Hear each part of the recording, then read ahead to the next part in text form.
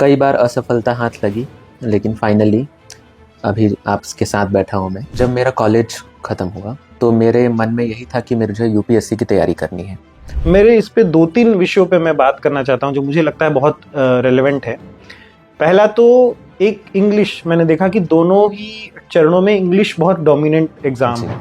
खास करके जो हिंदी मीडियम से जो हमारे साथी आते हैं, जो बहुत संकुचित कई बार महसूस करते हैं अपने आप को हिंदी मीडियम का होने की वजह से, उनके लिए आप क्या संदेश देना चाहेंगे या उनको अपने जर्नी से आप क्या बताना चाहेंगे? मतलब अगर कोई पैराग्राफ लिखा हुआ है तो मुझे समझ में आ जाएगा कि यार ये लाइन यहाँ पे जम नहीं रही। यूपीएससी के लिए भी जैसे आप टॉपर्स के अगर इंटरव्यू देखेंगे तो वो भी यही बोलते हैं कि भाई जीके के लिए आपको क्या है, बहुत सारे सोर्सेज से पढ़ना जरूरी है, क्योंकि एसएससी का कोई फिक्स पैटर्न नहीं है जीके में कि वो क्वेश्चंस कहाँ से पूछ लें।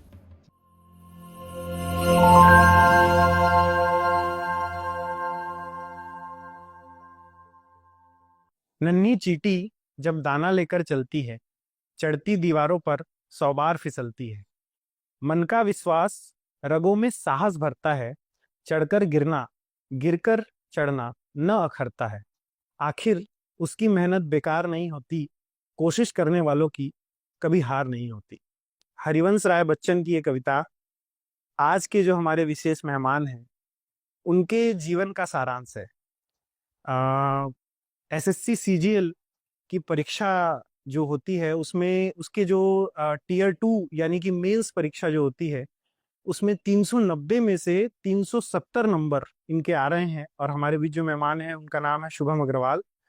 और इनकी शख्सियत से मैं तो वर्षों से वाकिफ हूँ, पर आज उन्हीं के मुखारविंद से हम सुनेंगे कि उनका सफर कैसा रहा, उनका संघर्ष कैसा रहा, इस जीत और हार के इस लंबे सफर में उन्होंने कैसे खुद को संभाला और आज इस मुकाम तक कैसे पहुंचे हैं। नमस्कार, मेरा नाम है आकाश मित्तल और शुरू करते हैं हमारा संवाद। तो शुभम, सबसे पहले आप बताइए कि आपका बचपन कैसा बीता, कहाँ आपकी पढ़ाई हुई और कैसे आपने इस सफर को चुना? सभी को नमस्कार। पहले बताना चाहूँगा मैं, मेरा बचपन भैया थान नामक जगह पे बीता है, जो कि बहुत बड़ी जगह नहीं है, एक छोटा शहर कह सकते हैं हम उसे। वहीं से मेरी पढ़ाई लिखाई हुई क्लास 12th तक। उसके बाद मैंने कंपटीशन एग्ज़ाम की तैयारी करते हुए एनआईटी रायपुर में मेरा एडमिशन हुआ। तो पेशे से मैं इंजीनियर हूँ, पढ़ाई मेरी इंजीनियरिंग की हुई है। उसके साथ साथ मैंने खुद से पढ़ाना स्टार्ट किया, एक प्राइवेट कोचिंग इंस्टीट्यूशन भी स्टार्ट की खुद की, और साथ ही साथ कंपटीशन एग्ज़ाम की भी तैयारी करता रहा, उसमें यूपीएससी प्रमुख रूप से था। कई बार असफलता हाथ लगी, लेकिन फाइनली अभी आपके साथ बैठा हूँ मैं। तो मैंने एसएससी सीजीएल में कुछ हासिल किया है, जैसा कि आप बता ही रहे थे कि टॉप 5 लगभग में मेरी रैंक आ सकती है। जी। अ, आपने बहुत इसको संक्षेप में बताया, पर मैं जहाँ तक आपसे मेरी बात हुई थी कि आपने यूपीएससी में काफी लंबा समय जी व्यतीत किया, आपने 3 बार मेंस की परीक्षा लिखी, जी तो ये अपने आप में एक बहुत बड़ी उपलब्धि है। लेकिन फिर भी जब आप इतना करीब पहुंच जाते हैं किसी ऐसी परीक्षा के जो इतनी प्रतिष्ठित परीक्षा है और फिर भी वो सफलता हमें हाथ नहीं लगती, तो कैसे आपने उसे हैंडल किया? आप कैसा महसूस कर रहे थे जब आप फाइनली फिर आपने डिसाइड किया कि नहीं, आप एसएससी सीजीएल की परीक्षा देंगे? और जहां तक मुझे पता है आप पहली बार आपने सिर्फ ये जी एसएससी लिखा और पहली बार। उसी में आपकी परफॉर्मेंस ऐसी है कि जी अब तक का मुझे लगता है सबसे हाईएस्ट स्कोर ये होगा 370 के आसपास का। अभी तो खैर पूरा रिजल्ट नहीं आया है, जी पर इतने नंबर तो अविश्वसनीय, अकल्पनीय आपके नंबर आए हैं इसमें। तो इस पूरे सफर को थोड़ा सा और प्रकाश डालिए, क्योंकि हमारे जो साथी हैं जो लंबा संघर्ष कर रहे हैं वो और इससे अच्छा रिलेट कर पाएंगे। ठीक है। मेनली जब मेरा कॉलेज ख़त्म हुआ तो मेरे मन में यही था कि मुझे यूपीएससी की तैयारी करनी है। उसके बाद मैं पहले ही साल दिल्ली चल गया, तो वहाँ से मैंने तैयारी शुरू की। जब पहले अटेम्प्ट में मेरा नहीं हुआ तो सेटबैक तो ज़रूर रहता है वो, क्योंकि भाई आपके मन में ये रहता है कि अब अगले साल ये दोबारा मौका मुझे मिलेगा। तो 1 साल का समय आसान नहीं होता है बिताना। बिल्कुल। इतना कॉम्पिटिटिव एनवायरनमेंट है, कहीं ना कहीं प्रेशर रहता ही है, ठीक है। लेकिन इन सब के बीच में मेरी फैमिली का सपोर्ट रहा मेरे साथ हमेशा ही। जो चीज़ बोली नहीं जा सकती जिस सपोर्ट को अपन, लेकिन इनडायरेक्टली सपोर्ट जरूर था। हमेशा उन्होंने मुझे मोटिवेट किया कि भाई घर की चिंता मत करो, तुम अपनी पढ़ाई पे फोकस करो। जी। तो वो तो रहा मेरे साथ। हम्म। लेकिन उसके साथ साथ मुझे 2 अटेम्प्ट देने के बाद ये लगा कि भाई मेरे को एक बैकअप ऑप्शन भी अपने साथ रखना चाहिए। तो उसके लिए मैंने एक प्राइवेट कोचिंग में पहले खुद पढ़ाना स्टार्ट किया एज अ टीचर। तो वहाँ से मेरी ठीक ठाक इनकम आ जाती थी, जिससे मुझे एटलीस्ट फाइनेंशियल बहुत ज़्यादा प्रेशर नहीं महसूस हुआ कभी भी। उसके साथ ही साथ मेरी तैयारी चलती रही। फिर से कई बार सेटबैक्स हुए। जब मेरा पहला स्टेज क्लियर हुआ तो बहुत खुशी हुई। लेकिन साथ ही साथ ये था भी कि भाई अगला जो स्टेज आने वाला है ये इससे भी टफ होने वाला है मेरे लिए। बिल्कुल। तो मन में तो था ही वो। तो फिर भी तैयारी में लगे रहे, लेकिन कहीं ना कहीं मतलब कुछ कमी रहेगी उस तैयारी में। हम्म। तो किन्हीं वजहों से वो चीज़ नहीं हो पाई, है ना। जी। फिर अटेम्प्ट दिया, फिर पहला स्टेज क्लियर हुआ, लेकिन फिर से वही बात, है ना, नेक्स्ट स्टेज तक अपन नहीं पहुंच पाए, इंटरव्यू वाले स्टेज तक। तो फाइनली, है ना, कोविड के बाद, जिस कोविड तो भाई सभी के लिए एक, है ना, लाइफ में एक बोलते हैं one time event. One time event रहता है। जी। ठीक है, तो उसके बाद भाई रायपुर छोड़ करके मेरा अंबिकापुर जाना हुआ, हम्म। फैमिली के साथ रहना हुआ। हम्म। 1 साल तक तैयारी चली मेरी फिर से अगले अटेम्प्ट के लिए। उसके बाद अंबिकापुर शिफ्ट हुए तो मैंने खुद की एक कोचिंग इंस्टीट्यूशन डाली। उसके साथ रहते रहते भी मैंने एक और अटेम्प्ट दिया, हम्म। लेकिन उसमें भी असफलता हाथ लगी। हम्म। तो काफ़ी निराशा थी मन में, मतलब कई तरीके से टूट भी चुके थे कि भाई अब अगला अटेम्प्ट कैसे ही दे। हम्म। एज भी हो रही थी, हम्म। ठीक है। लेकिन उसके बाद मैंने सोचा कि एक और एग्ज़ाम एक बार एक्सप्लोर हम्म। करा जाए। हम्म। तो मैंने एसएससी का पैटर्न देखा, हम्म। एसएससी सीजीएल का। तो उसके पैटर्न में भाई क्या था, मैथ्स था और एप्टीट्यूड, जो कि मेरा बैकग्राउंड रहा है शुरू से ही, क्योंकि जब मैं कोचिंग में आप एक पढ़ाता था। शिक्षक भी रहे। हाँ। हाँ, शिक्षक के तौर पे भी मेरा मेन सब्जेक्ट मैथ्स रहा मैथ्स हमेशा। रहा है आपका, ऑप्शनल सब्जेक्ट भी यूपीएससी में मेंस ही था। बिल्कुल हाँ, यूपीएससी में ऑप्शनल सब्जेक्ट भी मेरा मैथ्स था। हम्म। तो मैथ्स से टच हमेशा रहा। जी। उस वजह से ये कॉन्फिडेंस था कि हाँ भाई, कैसे भी मैथ्स हो किसी भी लेवल की मैं हैंडल कर सकता हूँ। हम्म। और उसके साथ साथ रीजनिंग में भी वही फायदा हुआ मुझे, हम्म। क्योंकि जो मैथ्स बैकग्राउंड वाले स्टूडेंट्स हैं वो ज़्यादा अच्छे से उन क्वेश्चंस को टैकल कर सकते हैं, रीजनिंग को। तो वो फायदा तो रहा है। और यूपीएससी के साथ साथ मेरी जनरल नॉलेज भी ठीक ठाक थी। जी। भले ही इस एग्ज़ाम के स्पेसिफिक नहीं थी वो नॉलेज, हाँ। लेकिन वो काफ़ी काम आई मुझे। और बाकी एक पार्ट इसका इंग्लिश था, वो मैं कुछ प्रिपेयर करना पड़ा उसे मुझे, लेकिन वो भी ठीक ठाक समय पे मैंने कर लिया कंप्लीट। तो इसी वजह तो से मैं मतलब यहाँ। आपने एसएससी का जो एग्जाम चुना वो बहुत स्ट्रेटेजिकली चुना, सोच समझ के चुना, बिल्कुल। क्योंकि उसका सिलेबस आपकी परिस्थितियों में सबसे फिट बैठ रहा था, बिल्कुल। और आपको उसका जॉब प्रोफाइल बाकी सारी चीजें उसकी समझ में आई होंगी, इसलिए ही आपने उसे चुना। बिल्कुल बिल्कुल मेरे पास तो बहुत ज़्यादा समय था नहीं। जी। मेरी जैसे एज लिमिट भी होने ही वाली थी। इसके बाद ऐसा है कि अगर मेरा ये एग्ज़ाम नहीं निकलता तो मैं अगला अटेम्प्ट भी नहीं दे पाता सीजीएल बिल्कुल का, बिल्कुल, आप क्योंकि लगभग उसमें एज लिमिट 30 30 की है। की उम्र के आसपास हैं। जी। जी। और जैसे ये बहुत इंपॉर्टेंट बात आप कह रहे हैं, क्योंकि मैंने अक्सर देखा है कि जो एस्पिरेंट्स होते हैं वो रेंडमली एग्जाम्स के एग्जैक्ट। फॉर्म भरते हैं, और ये भी दे देते हैं वो भी देते हैं, कहीं कुछ लग जाएगा। तो रेंडमली करने से कुछ होता नहीं, अगर हमारा फोकस होता है, बिल्कुल। हम स्ट्रेटेजिकली सोचते हैं, तो हम ज्यादा बेटर अचीव कर पाते हैं, रादर देन कि रेंडमली कोई भी एग्जाम का फॉर्म भर दिया, दे दिया। अपनी स्ट्रेंथ और वीकनेस को समझना समझने बहुत वाली बात जरूरी है। है, बिल्कुल। तो आपने जैसे अपने बैकग्राउंड के आधार पे एसएससी को चुना और उसका फिर आपको फायदा मिला। इसका एक एग्जांपल मैं बताता हूँ। मैंने एक बार आरबीआई का एग्ज़ाम देने की सोची थी कि भाई पोस्ट तो बहुत अच्छी है, हाँ, ग्रेड बी का मतलब एग्जाम। ग्रेड बी एग्ज़ाम हो, उसमें आगे जा करके आप आरबीआई के गवर्नर तक जा सकते हैं, डेप्यूटी गवर्नर एंड बैंक बिल्कुल गवर्नर। बिल्कुल। हाँ। तो प्रोफाइल तो बहुत ही अच्छी थी। जी। लेकिन जब मैंने उसका सिलेबस देखा, हम्म। था तो वही मैथ्स जीके इंग्लिश वगैरह, हम्म। लेकिन उसकी इंग्लिश जो है बहुत हाई लेवल की इंग्लिश, हम्म। रीजनिंग भी बहुत हाई लेवल की रीजनिंग। हम्म। तो मुझे समझ में आ गया कि इसके लिए मेरे को बहुत ज़्यादा नई स्ट्रेटजी की ज़रूरत है, पड़ेगी मतलब बहुत ज़्यादा बैकग्राउंड से हट के मेरे को करना पड़ेगा। बिल्कुल। हाँ तो मैंने फिर उस चीज़ को आगे बढ़ावा नहीं दिया कि जी भाई इसके लिए मुझे अलग से फिर 2 साल की और मेहनत चाहिए, जी जो कि शायद मेरे पास अभी स्टेज में नहीं है उतने जी। साल।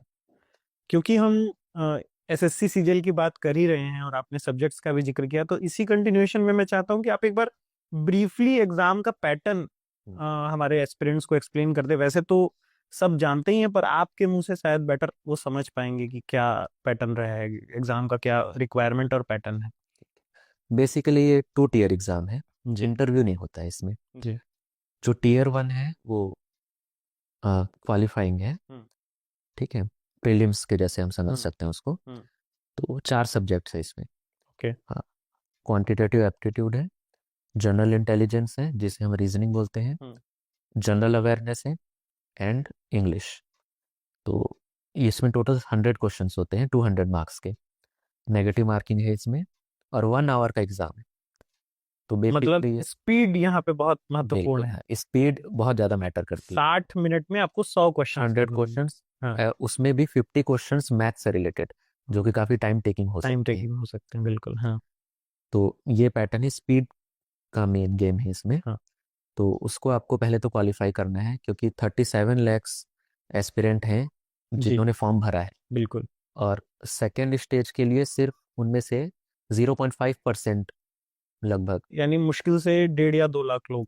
माफ कीजिएगा, 0.5%, लगभग 3%, हाँ 1,60,000 जी। जो है वो सेकेंड टियर एग्जाम देंगे। तो इसमें मेरे जो कि 156 रॉ स्कोर आया था 200 में, हम्म। और कट ऑफ थी 153। तो कट ऑफ 153, तो तो हम समझ सकते ये भी हैं एक इंटरेस्टिंग है कि आपका टियर 1 में स्कोर कट ऑफ के आसपास ही था, बहुत मतलब आसपास। 2-3 नंबर का ही फर्क था। वैसे 2-3 नंबर काफी होते हैं ऐसे कॉम्पिटिटिव एग्जाम्स में, लेकिन असली जो आपने अपना जौहर दिखाया, या असली आपने जो एक्सेलरेट किया अपने मार्क्स को, एक्सीलेंस एफिशिएंसी लाई, वो टियर 2 में लाई। टियर 2 में है जी। तो अच्छा, इसमें मैं ये जानना चाहता, टियर 2 का भी आप वो बता दीजिए कि क्या पैटर्न रहता है। इसमें एक्चुअली एक चीज़ और भी है कि इसमें मार्क्स का नॉर्मलाइजेशन होता है। हम्म। तो जो 156 है वो मेरा रॉ स्कोर था, ओके तो नॉर्मलाइजेशन होने के बाद मेरा स्कोर 159 हो गया, ओके ओके। और जबकि नॉर्मलाइज्ड कट ऑफ जो है वो 153 थी। तो एक तो तकरीबन आप 6 मार्क्स 6 मार्क्स का गैप ज़्यादा, जो क्योंकि कि भी काफी बहुत सब। हाँ ज़्यादा डिफरेंस नहीं है। हाँ जी। अगर किसी वजह से मेरे 2 क्वेश्चन और गलत हो गए होते, हाँ तो हो सकता है कि तो मैं शायद आप टियर 2 ही लिखते ना दे पाता। जी। हाँ, तो मेरा क्लियर हुआ। हाँ फिर टियर 2 के लिए मुझे लगभग 3 मंथ्स का टाइम मिला हाँ। प्रिपेयर करने के लिए, और लगभग पैटर्न इसका भी सेम है, सब्जेक्ट्स वही हैं। हम्म बस ये क्या है, पहले टियर में जैसे 100 क्वेश्चंस 1 आवर में थे, हम्म। इसमें लेकिन क्या है, सेक्शंस डिवाइडेड है। ओके। तो इसमें 3 सेक्शन का ये पेपर है। हाँ फर्स्ट सेक्शन में 60 क्वेश्चंस हैं, हाँ। Maths and reasoning, quantitative aptitude and general intelligence. Okay 60 question, 60 minutes, 180 marks, जी। ठीक है। और वो 1 आवर का जैसे ही वो विंडो खत्म हुआ, अगला सेक्शन स्टार्ट हो जाएगा इमीडिएटली। ओके 1 आवर का वो भी है, उसमें इंग्लिश और जनरल अवेयरनेस है। ओके। इंग्लिश का वेटेज ज़्यादा है, 45 क्वेश्चन है, हाँ एंड जनरल अवेयरनेस के 25 क्वेश्चन है। जी। सेम 3 मार्क्स पर क्वेश्चन। और जो सेक्शन 3 है इसका, वो वो भी जैसे ही सेक्शन 2 खत्म हुआ तुरंत स्टार्ट हो गया सेक्शन 3। हम्म। वो है computer proficiency test, okay CPT. Okay. उसमें 15 मिनट्स में 20 क्वेश्चन, 60 मार्क्स के। पर उसके मार्क्स नहीं जुड़ते हैं। लेकिन वो जस्ट क्वालिफाइंग है। हाँ, तो वो मेरिट में नहीं आता है उसके बाद। 30% आपको उसमें स्कोर करना है, मीन्स 18 मार्क्स। ओके लेकिन इसमें जैसे कि अगर आपको टॉप की पोस्ट चाहिए, जी। तो उसके लिए कुछ हायर स्टैंडर्ड्स जो है वो सेट। सीजीएल सेट कर सकता है। जैसे कि 2023 के पेपर में, डिस्पाइट कि 18 मार्क्स कट ऑफ थे, लेकिन जो हायर पोस्ट थी उसके लिए उन्होंने 27 मार्क्स कट ऑफ सेट किया था। मतलब उस वाले पोर्शन को भी आपको इग्नोर नहीं करना है, इग्नोर भी कंप्यूटर कर सकते, प्रोफिशिएंसी क्योंकि पे भी ध्यान देना है। इस बार जो मैंने एग्जाम दिया उसमें कंप्यूटर का एग्जाम काफ़ी टफ आया है, और अच्छा। कई सारे एस्पिरेंट्स बाकी सब्जेक्ट्स में तो बहुत अच्छा स्कोर कर रहे हैं, लेकिन कंप्यूटर में उनके मार्क्स नहीं आ रहे हैं, ओके जिनकी वजह से शायद उनका सिलेक्शन ना हो पाए फाइनली। जी तो मेरे भी बहुत कुछ खास नहीं आए, इसमें 31 मार्क्स आए हैं, जी। लेकिन नॉर्मलाइजेशन की वजह से वो 36 के आसपास तक जा सकता है। और पेपर कंप्यूटर का सच टफ था, हम्म, तो लगभग मेरा क्लियर हो जाएगा इसमें। बिल्कुल। ऐसी उम्मीद है। तो जो टीयर 1 और टीयर 2 एग्जाम है, ये 2 चरणों में जो एग्जाम होता है, तो उसकी जो आपने पूरी रणनीति बनाई है एग्जाम की तैयारी की, वो इंटीग्रेटेड है, यानी एक साथ सोचकर बनाई है, या अलग अलग दोनों के लिए अलग अलग स्किल्स की रिक्वायरमेंट होती है? स्किल्स की बहुत ज़्यादा अलग रिक्वायरमेंट नहीं है। इनफैक्ट मेरे को शुरू से पता था कि टीयर 2 मेरे लिए थोड़ा आसान होने वाला है टीयर 1 से। ओके। ऐसा इसलिए क्योंकि टीयर 1 में जहाँ मुझे 60 मिनट्स में 100 क्वेश्चंस करने हैं, यहाँ मुझे सेक्शन वाइज टाइमिंग स्लॉट्स रहेंगे मेरे पास। जी। और सिर्फ मैथ्स के लिए मेरे पास 60 मिनट्स हैं, मैथ्स एंड रीजनिंग के लिए, और 60 क्वेश्चंस हैं। तो उसमें बस मेरे को कुछ टाइम मैनेज करना पड़ा। Otherwise English and general knowledge वाला पोर्शन जो है उसके लिए मेरे पास काफ़ी टाइम था। जी। 1 आवर में 70 क्वेश्चंस करना बहुत मुश्किल नहीं है, क्योंकि बहुत हाई लेवल इंग्लिश इसमें नहीं पूछी जाती है। ओके। तो सच ज़्यादा कंफर्टेबल मैं टीयर 2 में रहा। ओके। जो कि मार्क्स भी उसको बयां कर रहे हैं कि टीयर 2 में आपके मार्क्स बहुत ही शानदार आए हैं। जी। तो कोई इसमें बार बार आप कुछ कह रहे थे? मैं मतलब कुछ अलग स्ट्रेटजी की जरूरत नहीं है टीयर 1 एंड टीयर 2 में। एक इंटीग्रेटेड अप्रोच हाँ, से हम इंटीग्रेटेड अप्रोच अप्रोच करते से हैं जो एग्जाम को। प्रिपरेशन आपकी टीयर 1 में है, हाँ। बस टीयर 2 के लिए आप प्रैक्टिस करते रहें, मॉक टेस्ट देते रहें, तो वो सफिशिएंट जी। प्रिपरेशन है। जी। तो मेरे इस पे 2-3 विषयों पे मैं बात करना चाहता हूँ जो मुझे लगता है बहुत रेलेवेंट है। पहला तो एक इंग्लिश, मैंने देखा कि दोनों ही चरणों में इंग्लिश बहुत डोमिनेंट एग्जाम जी, है। बिल्कुल। और आपने बताया था मुझे कि इंग्लिश मीडियम से आपकी पढ़ाई नहीं हुई थी, आपकी प्राइमरी एजुकेशन हिंदी मीडियम से हुई थी। आप छोटे कस्बे से आते हैं, वहाँ मैं मानता हूँ कि इंग्लिश मीडियम स्कूल भी लगभग हिंदी मीडियम के बराबर ही नहीं है। तो ऐसी परिस्थिति में कोई स्टूडेंट इंग्लिश को कैसे हैंडल करता है और इतने अच्छे मार्क्स कैसे लेके आता है? खास करके जो हिंदी मीडियम से जो हमारे साथी आते हैं, जो बहुत संकुचित कई बार महसूस करते हैं अपने आप को हिंदी मीडियम का होने की वजह से, उनके लिए आप क्या संदेश देना चाहेंगे, या उनको अपने जर्नी से आप क्या बताना चाहेंगे? देखिए, इंग्लिश का एक मेन तो ज़्यादा हवा बनाया जाता है, लेकिन मैं अपनी स्ट्रेटजी बताऊं तो मैंने इंग्लिश के लिए कुछ भी खास तैयारी नहीं की। जब मैं हिंदी मीडियम में भी जब पढ़ता था, तो भाई इंग्लिश एक सब्जेक्ट तो है ही बिल्कुल, हमेशा से। बिल्कुल। तो उस समय हमारे एक टीचर थे, हम उनको गुप्ता सर बोलते थे। तो उन्होंने मुझे टेंस पढ़ाया था उस टाइम, और वो टेंस आज तक मुझे याद है। जी। और उन्होंने मुझे आर्टिकल्स पढ़ाए थे, ए एन एंड द। जी। बस मुझे उतनी ही इंग्लिश आती है। उसके अलावा इस एग्जाम के लिए मैंने अलग से active and passive voice and direct and indirect speech, सिर्फ इतनी प्रिपेयर की थी और कुछ भी नहीं।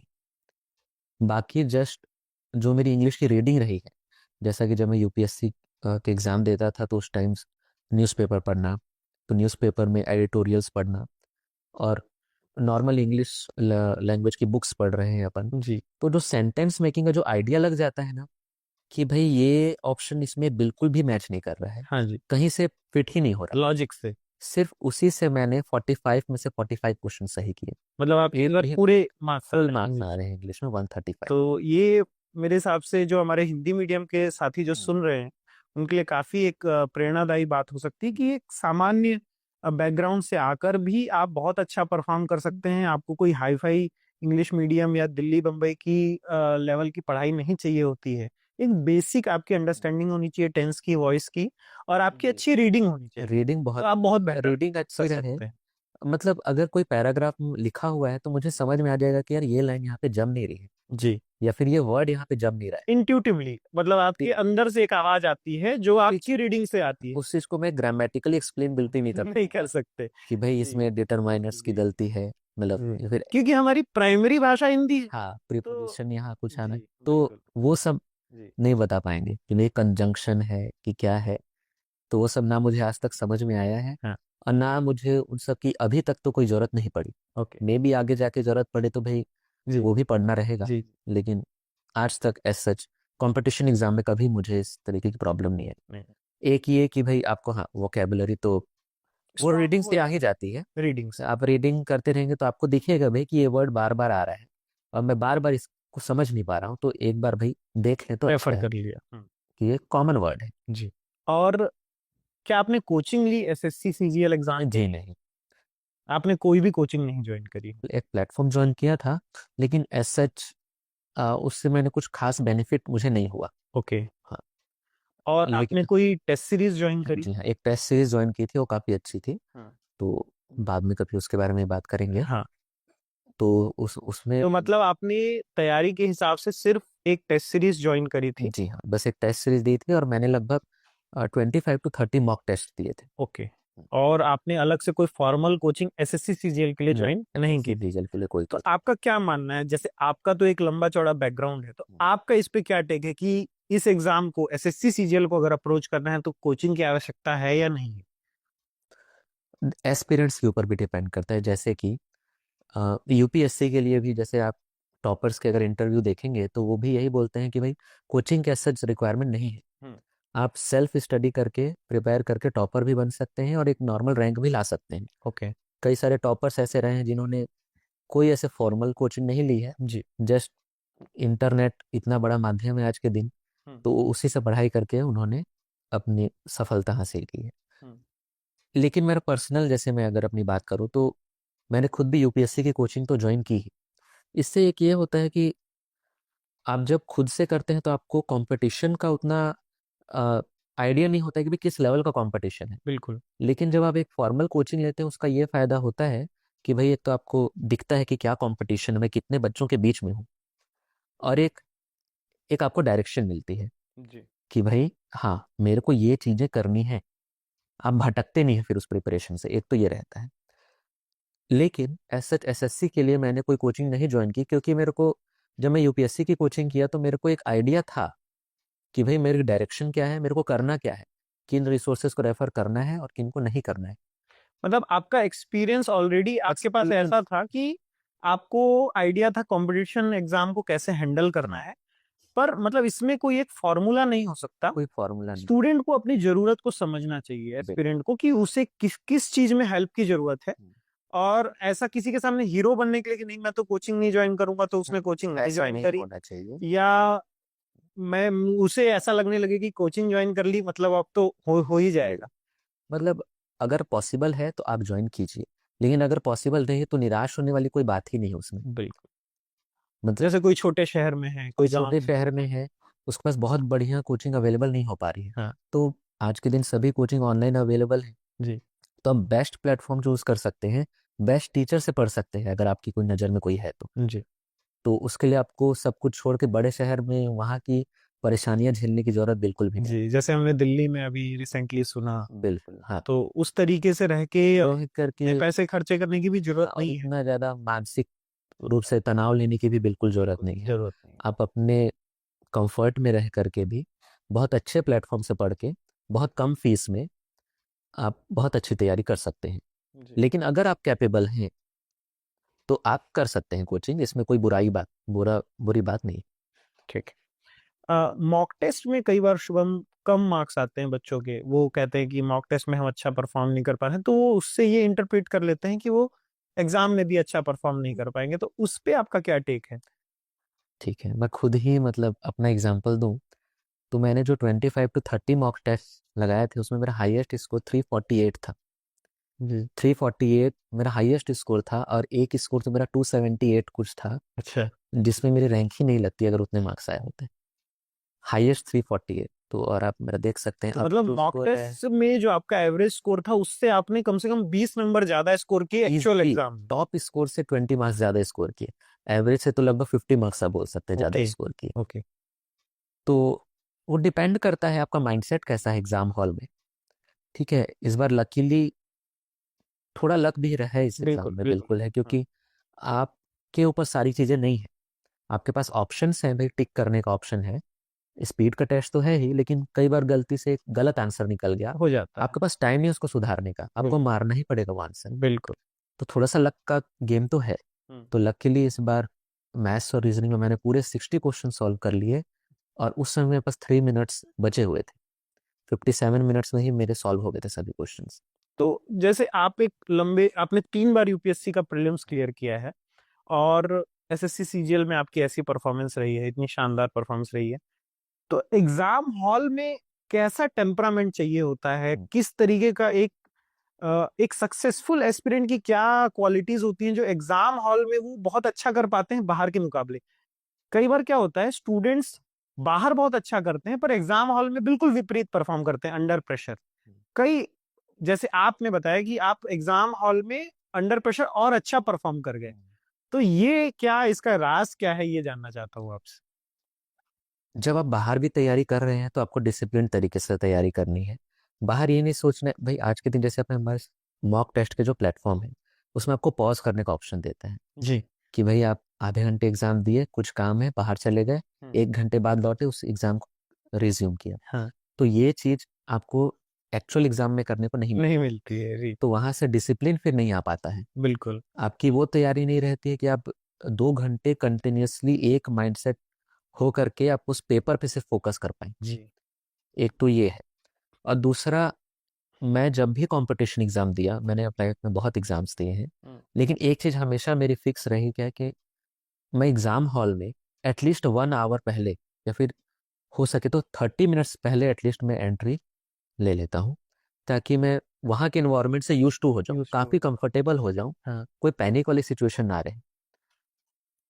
ठीक है। और उसके बाद खुद पे भरोसा करना है ना, कि भाई मैं कर लूंगा, जी। हो जाएगा, मेरी प्रैक्टिस है, काफ़ी प्रैक्टिस जी। है।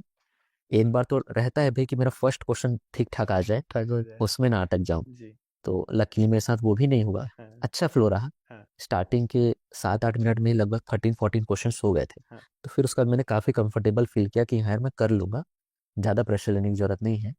मतलब जितना हम अपने आप को लाइट रखें, पैनिक जितना ना रखें हाँ, और अवेयर रहें एग्जाम हॉल में, उतना हम बेटर परफॉर्मेंस बिल्कुल दे सकते बिल्कुल। हैं इस एग्जाम में। इस बार का भी जो एग्ज़ाम हुआ, तो 9 बजे जो है एग्ज़ाम स्टार्ट होना था, 8:30 पे एंट्री थी, तो मैं 7:30 पर ही सेंटर पहुंच गया। जबकि आप इतने सालों से एग्जाम दे रहे हैं, जनरली देखते हैं कि जो एक कहते हैं वेटरन हो जाते हैं या जो पुराने खिलाड़ी हो जाते हैं, वो बहुत कैजुअली लेने लगते हैं चीजों को। पर आज भी आप उसी सीरियसनेस के साथ, हाँ, उसी डिसिप्लिन के साथ उस एग्जाम को अप्रोच करते हैं, और ये सीखने वाली बात है। और हर ऐसे ही आपको देर सवेर सफलता मिलती है, बट सफलता के लिए आप में कितनी पात्रता है, वो ये डिसिप्लिन, ये आपका कमिटमेंट दर्शाता है। तो ऐसे ही ये आने वाले एस्पिरेंट्स के लिए, होने वाले एस्पिरेंट्स के लिए ये बहुत बड़ी सीख है कि किसी भी एग्जाम को फ्रेश माइंड से कैसे अप्रोच फ्रेश करना माइंड चाहिए। से बहुत ज़्यादा प्रेशर लेने की ज़रूरत नहीं है। और अगर आप बार बार असफल हो रहे हैं तो एक आपके पास बैकअप ऑप्शन जरूर आप जी। रखिए। हाँ, तो आपने बहुत अच्छा टॉपिक छेड़ा है कि ऐसे लंबे सफर में मैं दो एस्पेक्ट्स इसमें देखना चाहूंगा। एक तो फाइनेंशियल इंडिपेंडेंस की, जैसे अभी मैं महसूस कर रहा हूँ कि 100 एस्पिरेंट एक जॉब के पीछे लगे हैं, तो ऑब्वियसली 99 लोगों को असफलता मिलेगी ही मिलेगी, वो नंबर्स ही साथ नहीं दे रहे। तो उन 99 लोगों के फाइनेंशियल इंडिपेंडेंस का क्या होगा, मतलब वो अपना जीवन यापन कैसे करें या अपने माँ बाप की एक्सपेक्टेशंस को कैसे पूरा करें। वो उन्हें ऐसा फील होता है कि वो किसी पे बोझ है। और आपकी जर्नी में, जैसे आपने बताया कि आप कॉलेज के दिनों से ही पढ़ा रहे हैं, फाइनेंशियली इंडिपेंडेंट हैं, और थ्रू आउट द प्रिपरेशन भी आप लगभग आपने साथ में अपना कोई ना कोई उद्यम अपने साथ रखा, जिससे कि आपको पैसों की दिक्कत ना है। तो इसके लिए एक एस्पिरेंट कैसे अपने आप को क्या रखे, क्या मेंटली प्रिपेयर करे, उसके बारे में थोड़ा बताइए। अगर आपका फैमिली बिजनेस है हम्म। फिर तो आपको बहुत ज़्यादा वरी होने की ज़रूरत नहीं है। हम्म। भाई आप बिजनेस में जा ही सकते हैं। जी। ठीक है, बस लेकिन आप उसके लिए ओपन रहे। बिल्कुल। ऐसा ईगो वाली चीज़ नहीं होनी चाहिए हाँ जी, हाँ जी। कि नहीं अब मैं इस एग्ज़ाम में आ गया हूँ तो इसी को हाँ। क्रैक करना है मुझे, ये जी। नहीं होना चाहिए। लेकिन अगर किसी का फैमिली बिजनेस नहीं है हम्म। तो आपके पास कॉलेज लेवल की या तो आपके पास स्किल सेट है कि भाई आप जिसने पढ़ाई की है वो आपका बहुत स्ट्रांग पार्ट है कि भाई मैं कॉलेज में बहुत अच्छा था, मुझे, अगर मैं टेक्निकल फील्ड से हूं, मेरे को टेक्निकल नॉलेज है कि मैं आगे जा करके उस फील्ड में आगे बढ़ सकता हूँ। हम्म। लेकिन अगर ऐसा भी नहीं है हम्म। तो आपको एक बैकअप ऑप्शन हमेशा रखना ही पड़ेगा। हम्म। उसके लिए आपको ओपन रहना पड़ेगा कि भाई एक पॉसिबिलिटी हमेशा है कि मेरा किसी कारणों से इस एग्जाम में सिलेक्शन नहीं होगा, नहीं होगा जी। मैं बहुत ट्राई कर लूंगा, शायद फिर भी ना हो। जी। तो आपको कहीं ना कहीं उस चीज को फिर छोड़ करके आगे बढ़ना है लाइफ में। जी। तो उसके लिए आपको मेंटली एटलीस्ट प्रिपेयर रहना है, जी। अदरवाइज प्रेशर बहुत ज़्यादा हो सकता है। जी। जैसे अभी Tier 2 का एग्ज़ाम में दे रहा था, तो एग्ज़ाम ख़त्म होने के बाद 1 घंटे बाद ही हमको बाहर जाने को मिलता है। जी। तो जस्ट मेरी बगल की सीट वाला जो कैंडिडेट हाँ। था काफ़ी परेशान लग रहा था, हाँ। बहुत ज़्यादा। हाँ।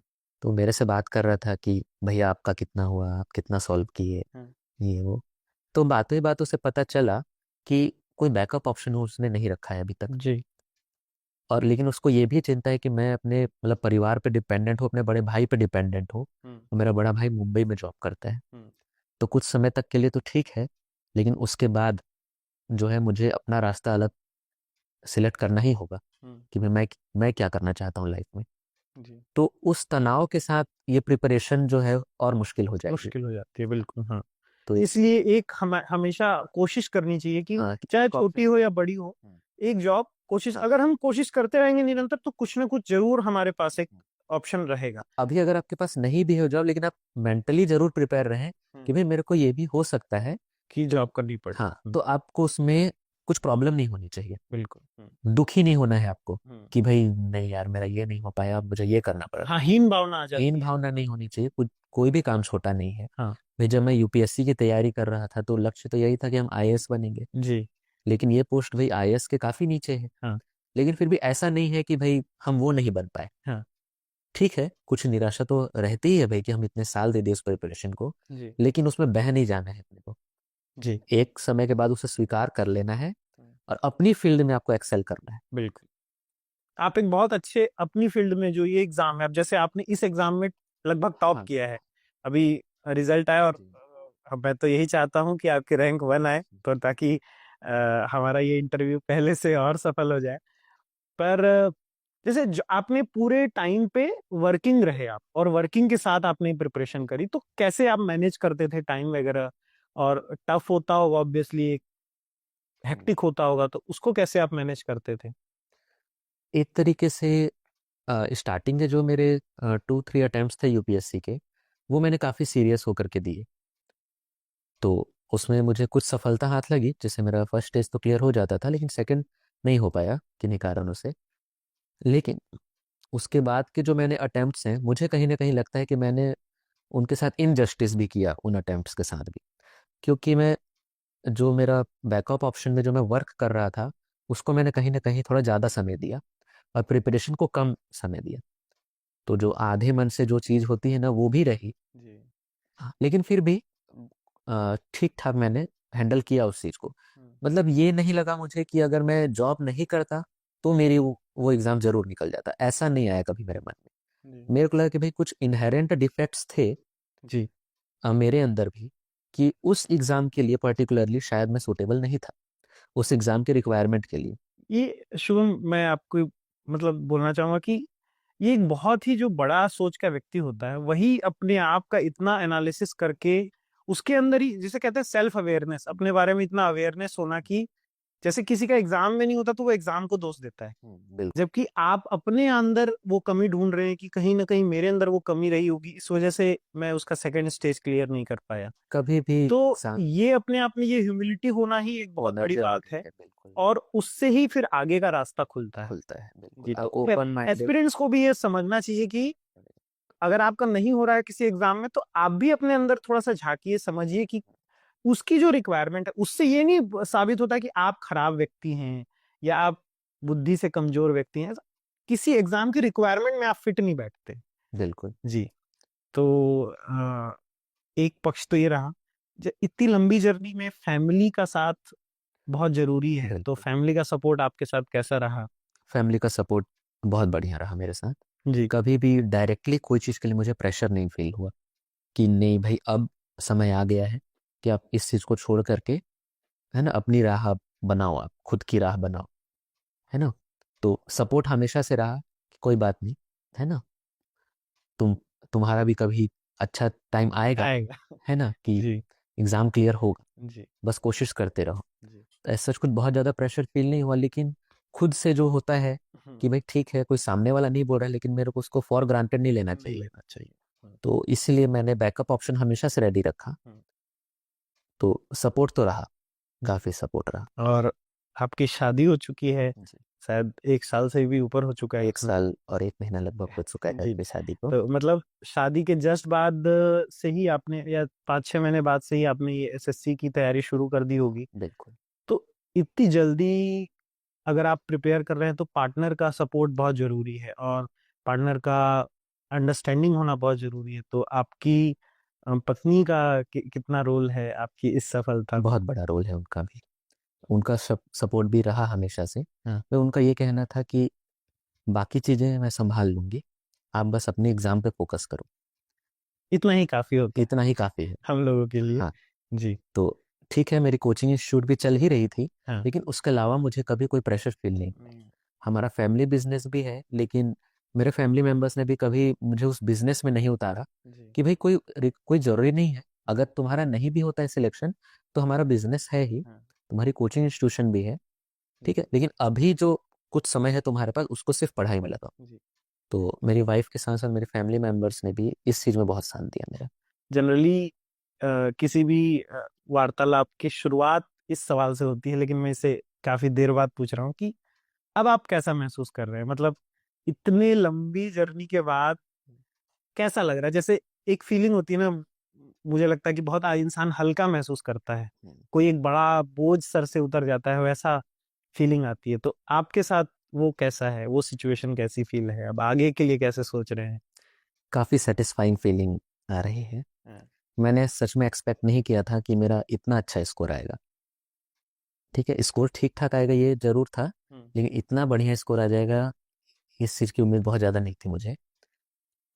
अब काफ़ी सेटल्ड फील कर रहा हूँ मैं, ठीक है, मतलब भागा दौड़ी से अब थोड़ा सा आगे बढ़ चुका हूँ, तो उस भागा दौड़ी में वापस नहीं जाना चाहता मैं। हम्म।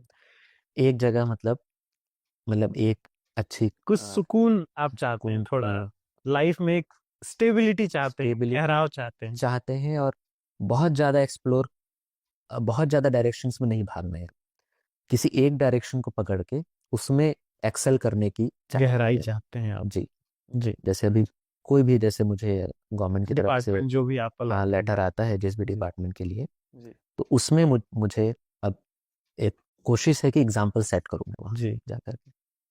कोई ऐसा व्यक्तित्व आपके आसपास या कोई आपने जो पढ़ा हो, जिससे मतलब जिसने आपको पूरे थ्रू आउट इस जर्नी प्रेरणा दी हो, जिससे आपको, जिसको आप लुक अप करते हो, वो आपके आसपास भी हो या कोई बहुत ऐसी कोई हस्ती हो?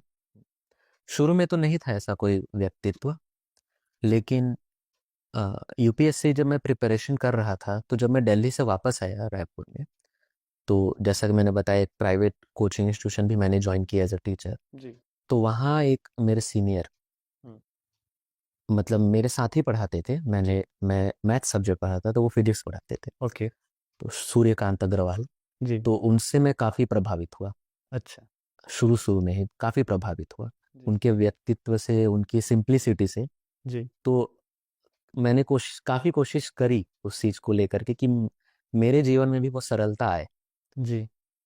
है ना, मतलब कुछ ठहराव की स्थिति आए, जी। चीज़ों को मतलब मैं ध्यान से जी। फॉलो करूं, या फिर जी। ठीक है अपनी पढ़ाई में भी उस चीज़ को उतारूं, जी। तो वो चीज़ ठहराव आया। और वो काफ़ी एजुकेटेड भी है, मतलब बहुत बढ़िया जॉब छोड़ करके वो, मतलब लगभग 50 to 60 लाख का पैकेज छोड़ करके वो एक कोचिंग इंस्टीट्यूट में पढ़ा रहे हैं, जहाँ उनकी उतनी सैलरी तो है ही नहीं, लेकिन फिर भी वो एक बड़े लक्ष्य की प्राप्ति की तरफ थे। जी। तो उनसे काफ़ी प्रभावित हुआ मैं। जी। मतलब ये बहुत आपने बहुत एक मतलब आपकी पूरी जो व्यक्तित्व है, पूरा जो व्यक्तित्व है, उससे यही पता चलता है कि आप बहुत सादगी पसंद व्यक्ति हैं और अपने आसपास के लोगों से इंस्पायर हो रहे हैं। आप ऐसा नहीं कि किसी आप बड़ी हस्ती हो तो ऑब्वियसली उनसे भी इंस्पायर हुआ जा सकता है, लेकिन हम अगर अपने इर्द गिर्द के लोगों को और ध्यान से ऑब्जर्व करें, उनसे कुछ बेहतर गुण सीखने का, जैसे आपने एग्जाम्पल दिया कि आप अपने सीनियर टीचर से भी इतना इंस्पायर हो गए और उसको अपनाने की कोशिश की। ठीक है। इसमें जैसे आपने बीच में बताया था मुझे कि कुछ आपको फिटनेस वगैरह की भी दिक्कतें आती हैं, तो लेकिन उसके बाद आपने अपना रूटीन, अपने शेड्यूल, डे टू डे जो आपका वर्किंग होता है उस पर भी काफी वर्क किया। तो फिजिकल फिटनेस, मेंटल स्ट्रेंथ और मेंटल हेल्थ, इन सब का कितना रोल है इतने लंबे सफर में? हाँ, बहुत बड़ा रोल है इन सब का भी। आप मतलब मेंटली फिट रहना तो बहुत ही ज़रूरी है, खासकर इस एग्ज़ाम के लिए, क्योंकि ये बहुत स्पीड का खेल है। हाँ जी। तो सिर्फ फिजिकल फिटनेस से नहीं हो पाएगा, मेंटली भी आपको काफ़ी फिट होना पड़ेगा। तो उसके लिए मतलब अच्छा, मतलब है ना, भोजन करना, योगा, प्राणायाम, इन सब का काफ़ी महत्व रहा है मेरी ज़िंदगी में। आपका एक मॉर्निंग रूटीन है? एक मॉर्निंग रूटीन, अभी तो बहुत अच्छा रूटीन नहीं है मेरा, लेकिन पहले जब जैसे मॉर्निंग में मैं लगभग 6 AM के आसपास, उससे लेट नहीं करता हूँ, बहुत रेयर, है ना, सो के उठ गए, हल्का मॉर्निंग वॉक लिया, एंड उसके बाद हल्का फुल्का 15 to 20 मिनट्स लगभग योगा, उसमें भी प्राणायाम के कुछ आसन, फिर उसके बाद अपनी दिनचर्या की शुरुआत की। और आपको क्या पसंद है, जैसे फिल्में देखना पसंद करते हैं आप? हाँ हाँ, बहुत ज़्यादा नहीं, मतलब कुछ फिल्म अगर किसी से अच्छा रिव्यू मिल जाए अच्छा। कि भाई ये मूवी बहुत मस्त हाँ है, देख इसका हाँ ये है, हाँ हाँ हाँ तो बहुत ज़्यादा अगर किसी में लाइमलाइट वाली मूवीज़ बहुत ही ज़्यादा, मतलब, है ना, हाँ, उस टाइप की पसंद नहीं है, सादगी भरी मूवीज़, पुरानी मूवीज़ कुछ पसंद आती हैं मुझे, जी। बहुत कुछ खास नहीं। म्यूज़िक सुनना मुझे पसंद है, ओके। हल्के फुल्के। अभी क्या सुन रहे हैं आप? अभी कोई फेवरेट आपका, कोई सिंगर हो या कोई गाना हो, कोई म्यूजिशियन हो? हाँ, ऐसा सच नहीं है, ओके। सभी मतलब लगभग जो मुझे पसंद आ जाए हाँ हाँ। उसी को सुनने स्टार्ट कर देते हैं। ओके। और स्पोर्ट्स का क्या है आपका? स्पोर्ट्स पसंद है आपको? स्पोर्ट्स तो बहुत पसंद है, कौन सा स्पोर्ट्स पसंद है सबसे आपको? ज़्यादा तो क्रिकेट। क्रिकेट। ठीक जी, है। तो क्रिकेट आप खेलना पसंद करते हैं या देखना पसंद करते हैं? दोनों ही।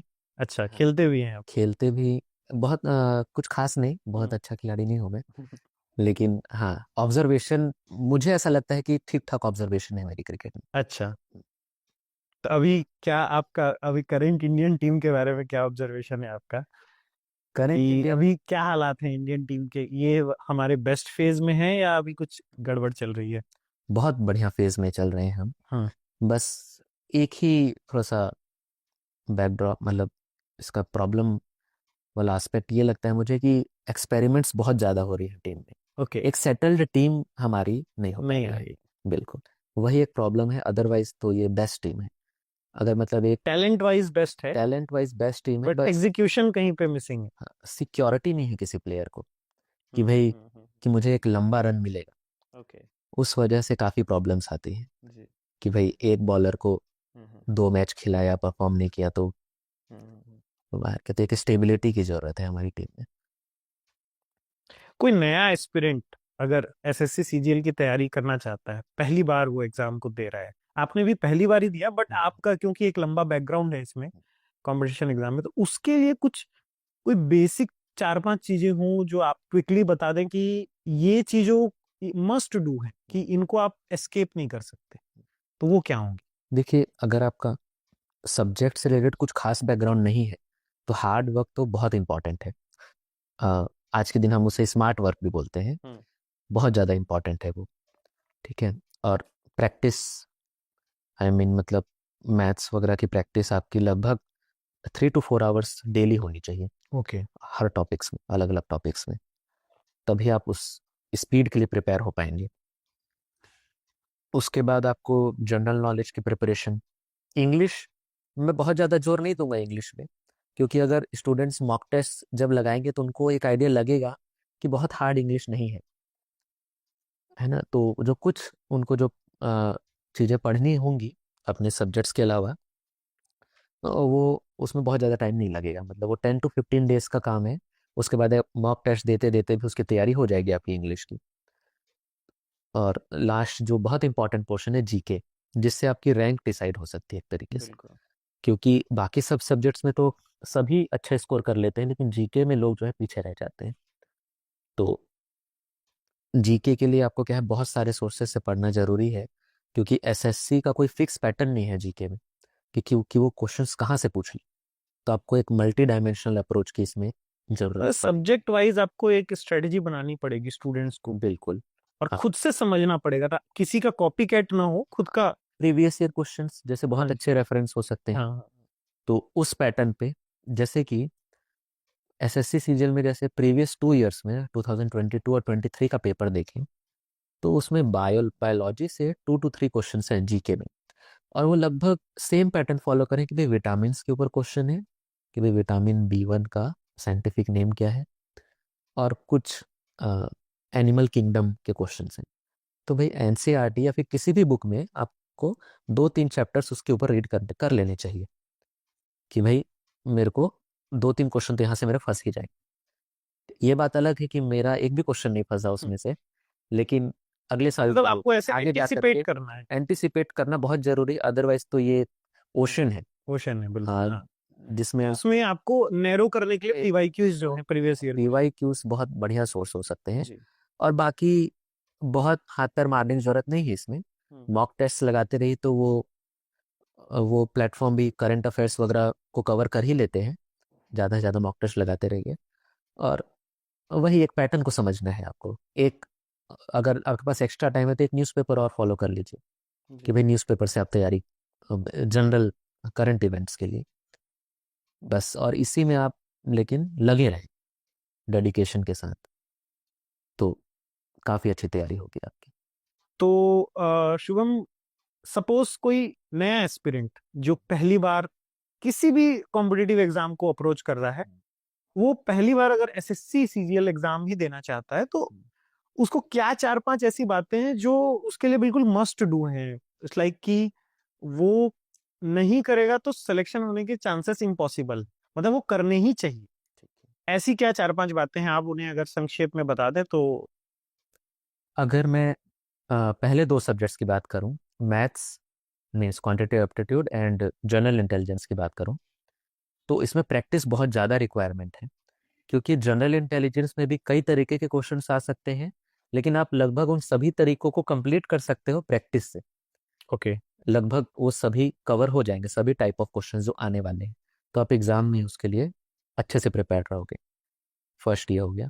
नेक्स्ट, अगर मैं इंग्लिश की बात करूं, तो बहुत कुछ खास अलग से प्रिपरेशन की जरूरत नहीं है कि मैं पूरी ग्रामर पढ़ूं, ठीक है। लेकिन कुछ फिक्स्ड क्वेश्चंस हैं कि भाई आपको एक्टिव पैसिव वॉइस के 3 to 4 क्वेश्चंस जरूर आएंगे।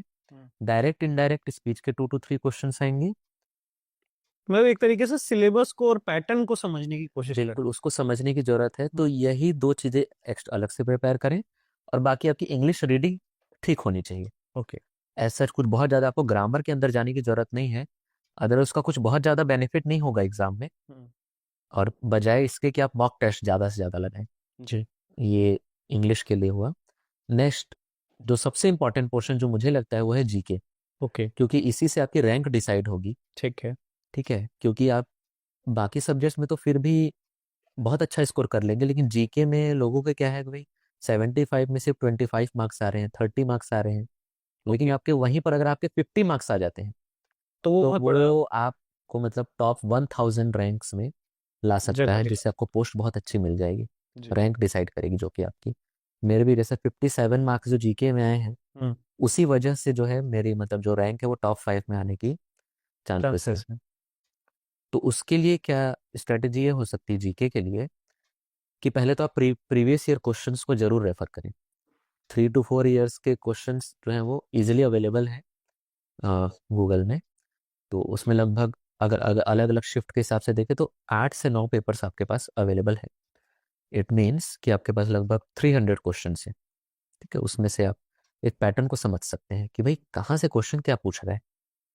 ठीक है, तो जैसा कि मैं देखा कि साइंस वाला पैटर्न जो है आपको बहुत अच्छे से समझ में आ जाएगा कि भाई ये क्वेश्चन जो है वो नोबेल प्राइज विनर्स में पूछ रहा है, लेकिन रिसेंट वाले नहीं, जो पहले जीते हैं Nobel prize. Okay. Means first half of 20th century, उस तरह के नोबेल प्राइज। तो अगर आप वो प्रिपेयर कर सकते हैं, तो ये एक मतलब श्योर शॉट क्वेश्चन है कि आप यहाँ पे जरूर स्कोर कर लेंगे। जी। और ये वर्थ है आपको प्रिपेयर करने का, क्योंकि इस एग्जाम में ना बहुत ज्यादा आप मार्क्स को बढ़ा नहीं पाएंगे। आप देख सकते हैं इस बार के जो एवरेज मार्क्स है 280 के आसपास है, तो काफी हाई मार्क्स है। तो आप अगर उसमें भी अगर आप ठीक ठाक 30-40 नंबर भी अगर आगे ले आए तो आपका सिलेक्शन हो जाएगा। ओके। तो उसमें आप 7 to 8 मार्क्स को इग्नोर नहीं कर सकते। एक तो वो आप प्रिपेयर कर सकते हैं। दूसरा, साइंस में ही आप बायोलॉजी वाला अगर पोर्शन देखें तो एनिमल किंगडम से कुछ क्वेश्चंस आते हैं, और विटामिन्स प्रोटीन्स इन सब से कुछ क्वेश्चंस आ रहे हैं। तो उसका बहुत ज़्यादा सिलेबस नहीं है। 2-3 चैप्टर्स अगर आप एनसीईआरटी से पढ़ रहे हैं या फिर किसी भी बुक से पढ़ रहे हैं, आप उसको कवर कर लेंगे तो आपके 2-3 क्वेश्चंस और अच्छे से प्रिपेयर हो गए। इस तरीके से हमें चलना पड़ेगा। और 25 में से 5 to 7 क्वेश्चंस ऐसे हैं जो कोई भी अगर ठीक ठाक सीरियस एस्पिरेंट है तो सॉल्व कर लेगा। ठीक है, तो इससे आपकी काफ़ी अच्छी प्रिपरेशन हो जाएगी। और बाकी जो बेसिक हिस्ट्री ज्योग्राफी है जो सभी पढ़ते हैं वही आपको भी पढ़नी है। अगर बहुत ज़्यादा डीप से पूछ गया तो अगर आप अपनी इंटेलिजेंस से उस क्वेश्चन को सॉल्व कर लिए कि भाई मैं 3 ऑप्शन एलिमिनेट कर दिया, चौथा मुझे लग ही रहा है कि यार यही होगा इसका आंसर, तो लग गया। अदरवाइज कोई कुछ नहीं कर पाएगा उस क्वेश्चन से। तो मतलब ये उसमें मॉक टेस्ट वगैरह का रोल बहुत आएगा कि उसमें जितना आपने का प्रैक्टिस रोल, किया है उतना आप अच्छे से कर पाएंगे। हाँ वो आप बहुत अच्छे से कर पाएंगे। और अगर आपके पास एक्स्ट्रा टाइम है तो आप एक न्यूज़पेपर फॉलो कर सकते हैं। न्यूज़पेपर आपको डबल बेनिफिट ये करेगा कि आप एक तो करंट अफेयर्स के लिए प्रिपेयर्ड रहेंगे कि भाई जो बहुत इंपॉर्टेंट फंक्शनरीज हैं हमारे इंडिया में, जैसे कि प्राइम मिनिस्टर हो गए, हम्म प्रेसिडेंट हो गए, हम्म तो वो किस चीज़ का नया उद्घाटन किए हैं, हम्म किस चीज़ के ऊपर स्पीच दिए हैं। जैसे इस बार एक क्वेश्चन आया था, चीफ इलेक्शन कमिश्नर्स के ऊपर क्वेश्चन था। हम्म तो क्वेश्चन ये था कि on the eve of national election day, hmm 25 में 24 जनवरी में शाम को किसने ये स्पीच दी कि हमारे जो पॉलिटिकल लीडर्स हैं उनको मतलब हेट स्पीचेस के अलावा बल्कि ऐसी स्पीच देनी चाहिए जो कि इंस्पायर। लोगों को इंस्पायर करे, नए आइडियाज लाएं। जी। ठीक है, तो ये स्पीच किसने दी? तो ऑप्शंस ये थे कि भाई prime minister, home minister, president of India और चीफ इलेक्शन कमिश्नर। तो मैंने इस क्वेश्चन को कैसे हैंडल किया कि भाई प्राइम मिनिस्टर और होम मिनिस्टर जो है वो पॉलिटिक्स में काफी इन्वॉल्व है, उनका बैकग्राउंड पॉलिटिक्स का रहता है काफी हद तक, तो उनका ये स्पीच देना कहीं ना कहीं ठीक महसूस नहीं हो रहा है, लॉजिकल नहीं लग लॉजिकल नहीं लग रहा है। रहा। तो मैं 2 ऑप्शन में कंफ्यूज हुआ, प्रेसिडेंट ऑफ इंडिया और चीफ इलेक्शन कमिश्नर। तो हालांकि वो गलत हुआ मेरा आंसर, मैंने प्रेसिडेंट ऑफ इंडिया मारा, लेकिन पर आंसर आप चीफ काफी इलेक्शन का। क्लोज थे। लेकिन मैं 50-50 तक पहुंच गया उस क्वेश्चन में। तो ये जो इंट्यूशन है ये एक्सपीरियंस से तो आती है, एक्सपीरियंस से पर आती है। साथ साथ इसमें एक अवेयरनेस होना और एक हाँ, पढ़ जैसे आपका बैकग्राउंड नॉलेज सॉलिड हो तो आप फिर कहीं ना कहीं उसमें हिट कर जाते हैं। तो न्यूज़पेपर पढ़ने से ये जरूर आपको देखा कि हाँ भाई चीफ इलेक्शन कमिश्नर भी मतलब एड्रेस करते हैं नेशन को। बिल्कुल। उनका काम सिर्फ ये नहीं कि इलेक्शन की डेट अनाउंस करना है या फिर पूरा शेड्यूल वगैरह, तो वो आपको जरूर स्ट्राइक करेगा। और दूसरा, आपकी इंग्लिश रीडिंग बहुत अच्छी होगी, वोकेबुलरी बढ़ेगी। बिल्कुल वोकेबुलरी बढ़ेगी और सेंटेंस का नॉलेज होगा आपको, जी। तो वो आपको डबल बेनिफिट का काम कर सकता है। तो न्यूज़पेपर एक, अगर आपके पास टाइम है 1 घंटे का एक्स्ट्रा, तो आप जरूर एक अच्छा न्यूज़पेपर कोई भी आपकी पसंद का फॉलो कर सकते हैं।